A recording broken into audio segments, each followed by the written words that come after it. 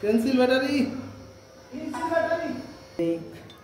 কালিজিরা না কি জানি খুঁজতে গিয়ে আর এটা হলো শুক্রাণুবর্ধক কিন্তু 100 টাকা 200 টাকা দিবেন ভাই 200 300 400 500 উড়াই নেন না বসালে পুরোটা উড়াই নেন।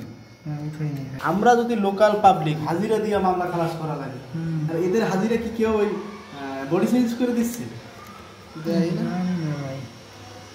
হাজিরা না দিলে হয় ক্ষমতা থাকলে হয়।